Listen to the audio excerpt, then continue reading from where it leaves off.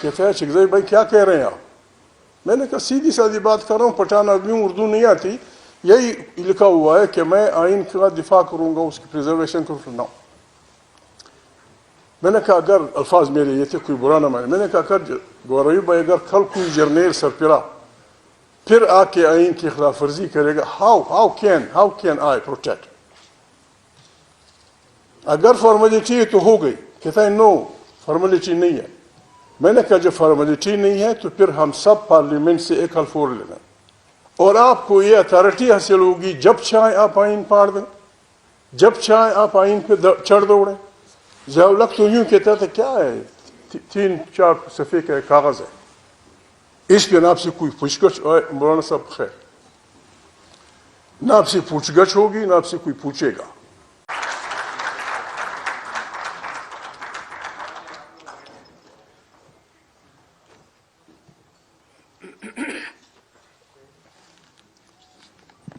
اعوذ باللہ من الشیطان الرجیم، بسم اللہ الرحمن الرحیم۔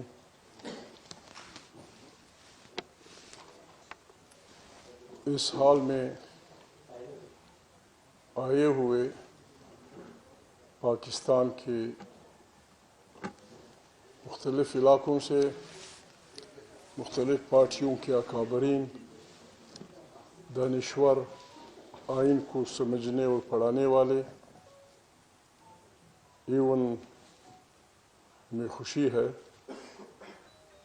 جنرل صاحب بھی ایک ہمارے ساتھ بیٹھے ہوئے ہیں۔ بات یہ ہے ہم نے یہ تنظیم یا یہ فنکشن یا یہ جدوجہد خدا نخواستہ اس لیے شروع نہیں کی کہ ہم لوگوں کو گالیاں دیں، ہم لوگوں کو کی بے عزتی کریں۔ ہم اس ملک کے رہنے والے ہیں۔ کوئی ملک جاسوسی اداروں کے بغیر نہیں چل سکتا، کوئی ملک افواج کے بغیر نہیں چل سکتا، کوئی ملک ایک مستقل نظام کے بغیر نہیں چل سکتا جس پہ تمام ملک کے عوام کا اتفاق و اتحاد ہو۔ جاسوسی ادارے ملک کی آنکھوں اور کانوں کی طرح ہوتے ہیں۔ جس ملک کے ادارے زیادہ انٹیلیجنٹ ہوتے ہیں وہ رہبری کرتی ہیں اپنی سیاسی رہبری کا، پھر اس کی روشنی میں فیصلے کیے جاتے ہیں۔ میں معافی چاہتا ہوں، ہمارے ہاں بدقسمتی سے ہمارے جاسوسی اداروں نے اپنی طرف سے ایک نظام خود ہی اپنے لوگوں کو، معافی چاہتا ہوں، کرپٹ کرتے ہیں، ان کی فائلیں بناتے ہیں اور پھر ان کو پاکستان کی رہبری حوالے کر کے پاکستان کی رہبری دیتے ہیں۔ ایک آدمی جو خود عوام سے نہ اٹھ کے آیا ہو اور آپ کی خدا نخواستہ اس کی وجہ سے وہ how he will represent Pakistan. بات یہ ہے یہاں بڑے پڑھے لکھے لوگ موجود ہیں، یہ جو نسخہ ہمارے دوست استعمال کر رہے ہیں، یہ نسخہ پرانے سوویت یونین میں فیل ہو چکا۔ سوویت یونین کا کوئی آدمی، چاہے پریزیڈنٹ ہو، چاہے آرمی چیف ہو، چاہے KGB کا سربراہ ہو، چاہے وزیر خارجہ ہو، چاہے گرومیکو فلانا، کوئی آدمی بن نہیں سکتا تھا جب تک وہ اپنے جاسوسی ادارے کی اس سرنگ سے نہ گزر گیا ہو۔ 60 سال کے بعد وہ نظام بکھر گیا۔ 5, 6, 10, 15 ممالک، حالانکہ لٹریسی ریٹ ان کا 100% تقریباً تھا، گزارے کے مکانوں کو مل چکے تھے، تعلیمی ادارے تھے، then why they separated from Soviet Union؟ ہمارے خیال میں یہاں بڑے عالم فاضل لوگ بیٹھے ہیں، میں دانشور تو نہیں ہوں، دانشخوروں میں اپنے کو شمار کرتا ہوں۔ بات یہ ہے انسان بنیادی طور پہ حق کی حکمرانی میں حصہ چاہتا ہے، Uzbekistan, Tajikistan, Afghanistan, Turkmenistan, why did they separate it? Soviet union کے اکابرین نے بس یہ مہربانی کی، حالانکہ ان کے ارسینرز میں آج بھی اتنے خطرناک ہتھیار پڑے ہوئے ہیں کہ وہ اس پلینٹ کو 2 دفعہ تباہ کر سکتے ہیں. انہوں نے کسی کا راستہ نہیں روکا. بابا اب جانا چاہتے ہو ویل اینڈ گڈ. ہمارا پرابلم اس ملک میں یہی ہے. آزادی ہمیں ملی ہے 14 اگست 1947 کو. اس آزادی کے ثمرات نیچے تک نہیں گئے ہیں. ہم نے اپنے لوگوں کو حق حکمرانی میں حصہ دار نہیں بنایا ہے. حق کی بات کرو بس فوراً وہ ہو جاتا ہے، الزامات لگ جاتے ہیں. میں یہاں چونکہ دانشور لوگ بیٹھے ہیں، شریف لوگ بیٹھے ہیں، کچھ گلے کروں گا. ہمارے اکابرین کو پشتونخوا وطن کے، خان عبدالغفار خان کی تحریک تھی، یا عبدالصمد خان اچھیگزئی کی تھی، یا پھر بلوچ بھائیوں کی تحریکیں تھیں، یا سندھی بھائیوں کی، جیمس سید کا پوتھا یہاں بیٹھا ہوا ہے. ہماری تحریکیں کیا چاہتی تھیں؟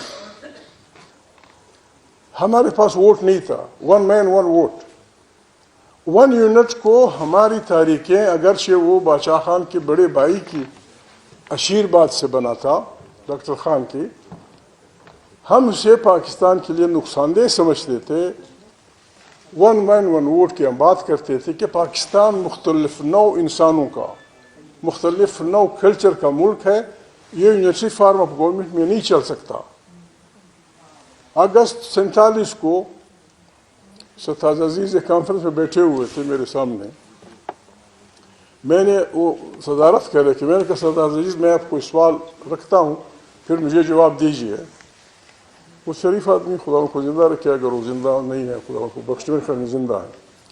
میں نے کہا آپ مجھے بتائیں، میرے 3، ایک بڑی بہن، ایک بڑا بھائی، ایک گورنر محمد خان، وہ انڈین بورن ہے. میں اور میرا چھوٹا بھائی ہم پاکستانی بورن ہیں. میرا والد بھی پاکستانی بورن ہے. اس کا باپ، اس کا باپ، اس کا باپ، اس کا باپ، سب افغان بورن ہیں. میں نے کہا مجھے بتائیں ہم کیا ہیں پھر؟ یہی حال ہم سب کا ہے. ہم ہندوستانی تھے، ہم وہاں تھے، اب ہم ایک ملک میں آ گئے ہیں. اس ملک کو چلانے کے لیے ہمارے بزرگ یہ کہتے تھے کہ it should be a federation. Soviet Union اور امریکہ کے مقابلے میں ہمیں غیر جانبدار ہونا چاہیے. ہمیں لوگوں کے وسائل پہ وہاں کے بچوں کو اختیار دینا چاہیے، ان کی زبانوں کا احترام کرنا چاہیے. لیکن ہم نے کسی کی بات نہ مانی. بنگال پہ زبان کے مسئلے پہ جو ہم نے گولیاں چلائیں، آج وہ دن تمام دنیا میں یونیسیف نے ڈکلیئر کیا ہے لوگوں کی مادری زبانوں کا دن. جس دن ہم نے بنگالیوں کو مارا تھا، that day has been declared. تمام دنیا کی مدرس ڈے بناتے ہیں مادری زبانوں کا دن. بات یہ ہے، ہمارے گلے یہ ہیں ان باتوں پہ کہ ہم ووٹ مانگتے تھے، فیڈریشن مانگتے تھے، یونٹ توڑنا مانتے تھے. اس پہ ہمیں اگر اب جمع کریں 100 سال جیل ہمیں ملے، 100 سال. لیکن وہ باتیں ساری مانی گئیں. جیمس سید کا پوتا بیٹا ہے، واحد سندھی تھا جس نے ریزولوشن کی پاکستان کی بنانے کی وہ کی حمایت کی. آخر وہ آدمی کہاں پہنچا؟ بات یہ ہے اگر کوئی واقعی چاہتا ہے بلوچ انسرجنسی ہے، پشتون انسرجنسی ہے، فلانا انسرجنسی ہے، انسان بنیادی طور پہ نہ پاگل ہوتا ہے، نہ وہ شدت پسند ہوتا ہے. امن انسانی ضرورت ہے، اور امن جسٹس سے جڑی ہوئی اصطلاح ہے. جہاں انصاف ہوگا وہ امن ہوگا، جہاں انصاف نہیں ہوگا جھگڑے ہوں گے. بھائی بھائی سے لڑے گا، ایک گھر میں انصاف نہ ہو بھائی بھائی سے لڑتا ہے. معافی چاہتا ہوں، بہنیں بیٹھی ہوئے ہیں، شوہر بیوی لڑتے ہیں، باپ بیٹا لڑتے ہیں. اسی لیے قرآن کریم ہمیں حکم دیتا ہے اعدلوا اقرب للتقوی. آپ عدل کریں، آپ تقوی کے قریب ہو جائیں گے. ہمارے پشتون، بلوچ، سندھی، سرائکی اپنے ضلع ہزارہ کے لوگ چائنا جاتے ہیں، یورپ جاتے ہیں، جب آتے ہیں یار بڑے اچھے لوگ تھے اگر وہ کلمہ پڑھ لیتے. ہوا ہے کہ جسٹس کا نظام دیکھ لیتے ہیں کہ گڑبڑ نہیں ہوتی. یار بڑے اچھے لوگ تھے, سب کچھ اسلام کے مطابق تھا. پھر بھائی اگر کلمہ پڑھ لیتے, راضی خیر ہمارے ویلکم جی, ہمیں سینکڑوں سال جیل دی گئی, ہم نے کبھی نہیں کہا کہ پاکستان مردہ ڈالا, کبھی نہیں کہا. آج ترانہ جب ہم وہ کر رہے تھے, کسی کو پتا ہو یا نہ ہو, میں ان 3 بچوں میں شامل تھا جو روزانہ یہ ترانہ گاتے تھے. مجھے نہ گھر والوں نے کہا کہ تیرا باپ جیل میں ہے, نہ مجھے چاچا نے کہا, نہ مجھے چاچی نے کہا, نہ مجھے ماں نے کہا کہ کیا پاک سرزمین زندہ باد, تیرا باپ جیل میں ہے. نہ کبھی انہوں نے ہمیں کہا اور نہ کبھی ہم نے سوچا. بس جب آپ حق کی بات کرتے ہیں, یہ غدار, غداری کی ڈیفینیشن آئین نے کر دی ہے. آئین کہتا ہے وہ آدمی جو ابریگیٹ کرے گا کنسٹیٹیوشن کو, سسپینڈ کرے گا, اس کی بے عزتی کرے گا, ہی از ہائی ٹریزن کا وہ مجرم ہے. یہاں حامد رضا بھائی سے میں وہ کروں گا, یعنی سینکڑوں بچوں کو سندھ کے, پنجاب کے, سرائکی بل کے, ضلع ہزارہ کے, پشتون بل کے سینکڑوں بچوں کو CRPC 144 کی مخالفت میں گولیاں ماری گئی. سینکڑوں, درجنوں نہیں, سینکڑوں. آپ ہمارے بچوں کو CRPC 144 کے تحت گولیاں ماریں گے اور آپ کو یہ اتھارٹی حاصل ہوگی, جب چاہیں آپ آئین پاڑ دیں, جب چاہیں آپ آئین پہ چڑھ دوڑیں. ضیاء الحق تو یوں کہتا تھا کیا ہے 3-4 صفحے کا کاغذ ہے, اس پہ نہ آپ سے کوئی پوچھ گچھ, مولانا صاحب خیر, نہ آپ سے پوچھ گچھ ہوگی, نہ آپ سے کوئی پوچھے گا. آئین عمرانی معاہدہ ہے, سوشل کانٹریکٹ. عمر ایوب بیٹھے ہوئے تھے جب دوسری دفعہ میں 90 میں اسمبلی, پہلی دفعہ بنا 93 میں جب اسمبلی بنی, ہم سے حلف لیا گیا.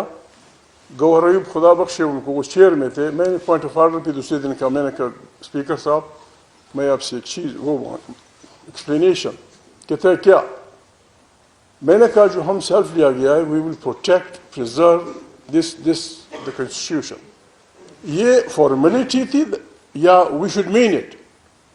کہتا ہے شکزئی بھائی کیا کہہ رہے ہیں آپ؟ میں نے کہا سیدھی سادھی بات کر رہا ہوں, پٹھان آدمی ہوں, اردو نہیں آتی, یہی لکھا ہوا ہے کہ میں آئین کا دفاع کروں گا, اس کی پریزرویشن کروں گا. میں نے کہا اگر الفاظ میرے یہ تھے, کوئی برا نہ مانے, میں نے کہا اگر گوہر ایوب بھائی اگر کل کوئی جرنیل سرپرا پھر آ کے آئین کی خلاف ورزی کرے گا, ہاؤ کین آئی پروٹیکٹ؟ اگر فارمیلٹی تو ہو گئی. کہتا ہے نو فارمیلٹی نہیں ہے. میں نے کہا جب فارمیلٹی نہیں ہے تو پھر ہم سب پارلیمنٹ سے ایک حلف اور لینا کہ the day the constitution is violated, the people of Pakistan must be on the streets.